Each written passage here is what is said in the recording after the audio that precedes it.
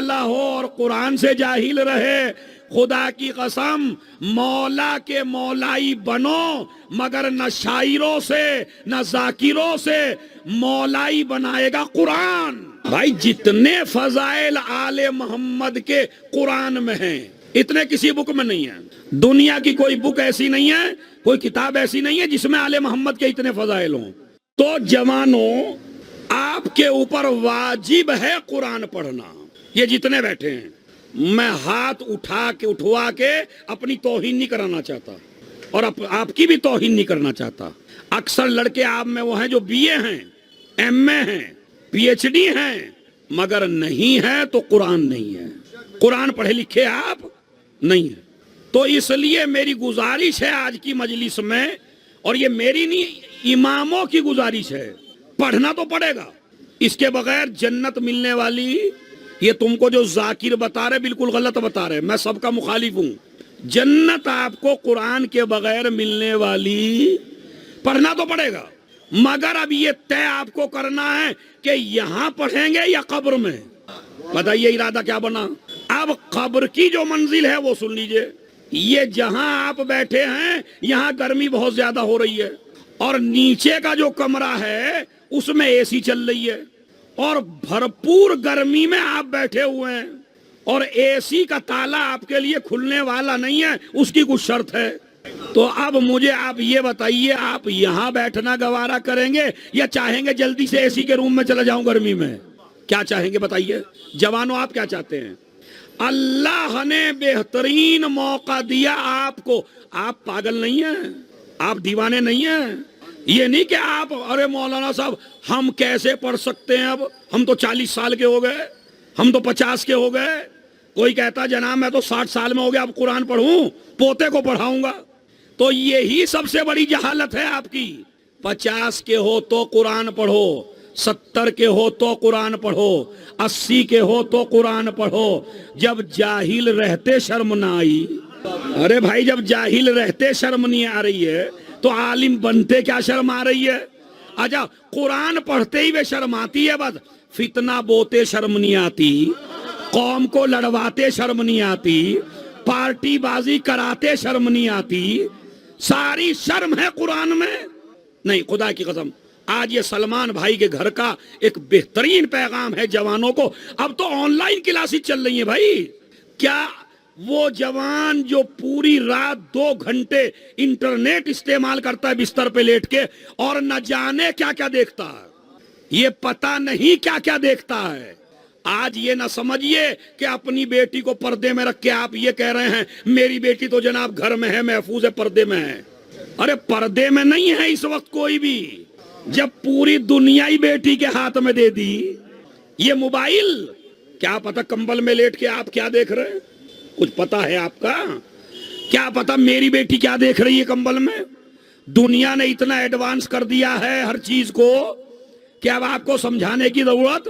Google آپ سے نہیں آتا تھا، آپ نے سیکھا، انٹرنیٹ آپ سے نہیں آتا تھا، آپ نے سیکھا، واٹس اپ آپ سے نہیں آتا تھا، آپ نے سیکھا، موبائل چلانا آپ سے نہیں آتا تھا، آپ نے سیکھا۔ تو ساری چیزیں سیکھ کے آئی ہیں، تو قرآن بھی سیکھ لو نا تاکہ علی ذہن میں آنے لگے۔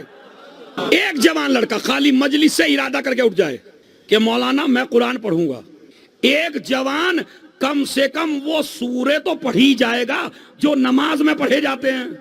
یعنی اگر تو نماز جماعت میں نہ جا سکے تو اتنا بھی تو جاہل نہ ہو کہ تو فاتحہ کے بھی لائق نہ ہو۔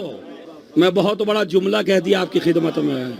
آج کل فیشن چلا ہے ابا کے چہلم کا، پینٹ میں ہاتھ دیے ایسے کھڑے ہیں، مولانا فاتحہ دے دیجئے۔ دیکھا کتنا بڑا منسٹر ہے یہ، سمجھ رہے آپ؟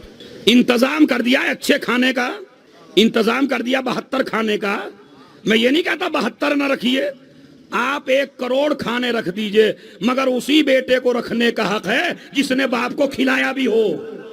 باپ مر گیا ایک چیز کو ترستا ہوا، فاتحہ میں رکھ دی 1 کروڑ چیزیں، تو باپ قبول کرنے والا نہیں۔ تو میں جو کہہ رہا ہوں کم سے کم اتنے تو بن جائیے کہ اپنے اما ابا کو فاتحہ پڑھ سکیں۔ یہ کہیں نہیں ہے کہ مولوی سے دلواؤ بھائی، آج میں مولوی کے خلاف پڑھ رہا ہوں، بس کہیں نہیں ہے فاتحہ انہی سے دلواؤ۔ سب سے بہترین فاتحہ وہ ہے جو بیٹا دے. باپ خوش ہوتا ہے میرے ٹکڑے نے فاتحہ پڑھی ہے، مگر یہ ایسے بیٹھے لیے. ابھی آصف بھائی ہیں تو یہ بھی طریقہ نہیں ہے کہ آپ جب فاتحہ دیجئے تو اکیلے ہی بیٹھ کے دیجئے. یہ بھی پتہ نہیں کس نے رائج کیا، میں تو اسے ڈھونڈ رہا ہوں، وہ ذرا مل جائے مجھے آدمی کہ ایک آدمی مصلی پہ بیٹھے اور لائیے فاتحہ تو 2 روٹی رکھ دی، ذرا سا سالنا پانی رکھ دیا، فاتحہ میں بیٹھ گیا. کس نے کہا ایک کو دینے کو؟ اپنی بیوی کو بھی بلا، اپنے بچوں کو بھی بلا، اپنے سارے گھر والوں کو بلا، اور بلانے کے بعد سب کو کہو سب پڑھو. طریقہ رائج کریں گے نا اپنے گھروں میں. آج تک جو ہوا وہ تو ہوا. آج کی مجلس کے بعد کیا ہوگا؟ اپنی بیوی کو بلائیے، اپنے بچوں کو بلائیے، اپنے رشتہ دار کو بلائیے، جتنے بھی گھر میں ممبر ہیں سب کو بلائیے، فاتحہ پڑھیے، پھر دیکھیے کتنا ثواب پہنچتا ہے. اسی طرح جب آپ کو کوئی پرابلم ہو جائے، کوئی مصیبت ہو جائے، کوئی پریشانی آ جائے تو پنڈت کے پاس نہ جائیے، کسی جھڑ پھکوا کے پاس نہ جائیے، کسی مولوی کے پاس نہ جائیے. ارے مولانا ہمیں پریشانی آ گئی ہے. اسلام کہتا ہے بہترین طریقہ ہے اپنے معصوم بچوں کو اپنے سامنے بٹھا، اپنی بیوی کو اپنے برابر میں بٹھا، اللہ سے دعا کر، بچوں سے آمین کہلوا. امام فرماتے ہیں یہ دعا کبھی رد. ابھی تک تو آپ خاموشی سے سن رہے تھے، اب ذرا میں تاریخ بتا دوں. اگر پریشانی ہو بچوں سے آمین کہلوا اور خود میاں بیوی دعا کرو. یہ طریقہ نبی نے بھی بتا دیا تھا مباہلے کے میدان میں. تو طریقہ اپنائیں گے انشاءاللہ. اگر اپنائیں گے تو صلوات پڑھ دیں محمد اور علیہ. تبلیغ آپ کو ہو گئی. اب وہ سن لیجئے جو آخری حدیث ہے. 7ویں امام فرماتے ہیں کہ ہمارے شیعوں میں سے کوئی بھی انسان، روایت ہے کہ جتنی قرآن مجید میں آیتیں ہیں اتنے ہی جنت کے درجات ہیں. پھر سن لیجئے، جتنی قرآن مجید میں آیتیں ہیں اتنے ہی جنت میں درجات ہیں. اب قرآن مجید میں آیتیں کتنی ہیں؟ اب بولیے بھائی، ایسے بول دیں جو سب کی سمجھ میں آ جائے. 6600 احمد صاحب 6666 یہ آیتیں ہیں. امام کیا فرماتے ہیں؟ جتنی آیتیں ہیں اتنے درجات ہیں. قرآن کیا، امام کیا کہتے ہیں؟ انسان کو جنت ملے گی قرآن مجید کی آیت پڑھنے کے اعتبار سے. کہا جائے گا محشر میں قرآن پڑھتا چلا جا اور درجہ بڑھاتا چلا جا، اس لیے کہ قرآن میں ہے کیا 6666 آیتیں. درجہ بڑھاتا چلا جا، آیت پڑھتا چلا جا.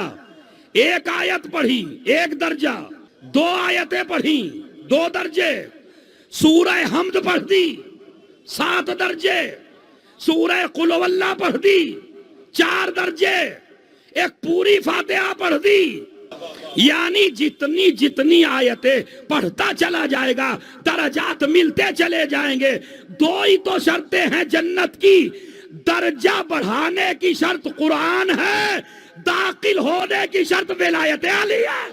اب حدیث سنیے، امام کیا کہتے ہیں؟ جتنی قرآن میں آتے ہیں اتنے ہی جنت کے درجات ہیں. پھر فرماتے ہیں ہمارے چاہنے والے کو جنت میں داخل نہیں کیا جائے گا علم القرآن فی قبرے، پہلے اس کی قبر میں اسے قرآن پڑھایا جائے گا. آ گئی نا وہی بات، چاہے اے سی میں بیٹھ کے پڑھ لو وہ ہے دنیا، چاہے قبر میں جا کے پڑھنا. آجا جتنی دیر قرآن پڑھنے میں لگے گی اتنی دیر جنت میں جانے میں لگے گی، تو بہتر ہے یہیں سے پڑھ لو نا. امام کہتے ہیں نہیں، ممکن نہیں ہے، ممکن نہیں ہے، کوئی آدمی نہیں جائے گا جنت میں، اور خصوصاً ہمارا چاہنے والا جنت میں جا ہی نہیں سکتا جب تک اسے قرآن نہ پڑھا دیا جائے. تو چاہے تو مولویوں سے پڑھ لو چاہے ملائکہ سے پڑھ لو، پڑھائیں گے دونوں سختی کے ساتھ، تو بہتر ہے یہیں پڑھ لو. تو اب یہ تو میں نے حدیث سنا دیا آپ کو، یہاں نہیں پڑھو گے تو پڑھو گے ضرور، مگر پڑھنی ہے. اسی لیے حسین نے نوکے نیزہ پر کلام نہیں